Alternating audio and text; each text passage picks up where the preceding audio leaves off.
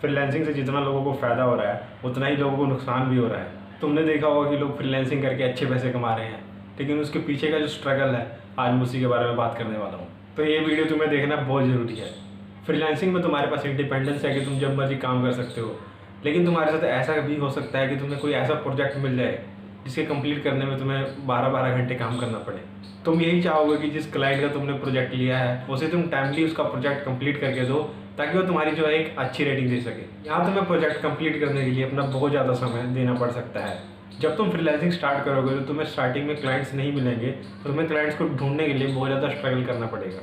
Freelancing में भी competition बढ़ता जा रहा है, लेकिन अगर तुम्हारे पास रेलेवेंट स्किल और तुम हार्ड वर्किंग हो तो तुम क्लाइंट ढूंढ ही लोगे।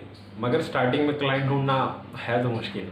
अगर आपने कोई स्किल बहुत बढ़िया तरीके से सीख ली है तो जो दूसरा इंपॉर्टेंट काम है वो है अपनी ऑनलाइन प्रेजेंस बनाना। लोग स्किल सीखने के बाद डायरेक्टली फ्रीलांसिंग वाली वेबसाइट से क्लाइंट को रीच आउट करने की कोशिश करते हैं, मगर क्योंकि उनकी कोई ऑनलाइन प्रेजेंस नहीं होती तो उनके थोड़े चांसेस कम हो जाते हैं क्लाइंट मिलने के। वो ऑनलाइन प्रेजेंस नहीं बनाते। तुमने देखा होंगे बहुत सारे लोग जिनको तुमने देखा होगा कि उनके पास तुमसे कम स्किल्स हैं, मगर फिर भी वो लोग तुमसे ज़्यादा अर्न कर रहे हैं। क्यों? क्योंकि उनकी ऑनलाइन प्रेजेंस बहुत अच्छी है। अगर तुम भी अपनी ऑनलाइन प्रेजेंस बना लेते हो तो तुम्हारे भी चांसेस बढ़ जाते हैं काम मिलने के। जब लोग तुम्हारे बारे में ऑनलाइन देखेंगे तो वो तुम्हें ज़्यादा ऑथेंटिक समझेंगे एज़ कम्पेयर टू अगर तुम्हारी सिर्फ प्रोफाइल फ्रीलांसिंग वाली वेबसाइट पर है। तो जब तुम एज अ फ्रीलांसर वर्क कर रहे होगे तो तुम्हारे पास ऐसा कोई फिक्स्ड डे नहीं होगा छुट्टी मारने का। जैसे कि कोई बंदा अगर किसी कंपनी में वर्क कर रहा है तो उसका सैटरडे संडे ऑफ होगा, लेकिन तुम्हारे केस में ऐसा नहीं होगा। हो सकता है कि तुम उस दिन में कोई प्रोजेक्ट कंप्लीट कर रहे हो। जब तुम अपने दोस्तों को सैटरडे संडे को पार्टी करते देखोगे तो तुम थोड़े निराश हो सकते हो। तुम सोचोगे कि वो लोग वहाँ मज़े कर रहे हैं और मैं यहाँ काम कर रहा हूँ। हो सकता है कि तुम अभी ये कहो कि अरे ऐसा थोड़ी है, मैं तो हर रोज़ काम कर सकता हूँ। लेकिन सच तो ये है, एक बार के लिए तो तुम भी निराश हो गए। जैसे कि मैंने कहा कि तुम्हें कोई ऐसा प्रोजेक्ट भी मिल सकता है जिसे कंप्लीट करने में तुम्हें 12 घंटे काम करना पड़े। ऐसे केस में तुम्हें लैपटॉप के सामने कुर्सी पर बहुत ज़्यादा देर तक बैठे रहना पड़ेगा, जिनके कारण तुम्हें मेंटली और फिजिकली भी बहुत सारी दिक्कतें आ सकती हैं।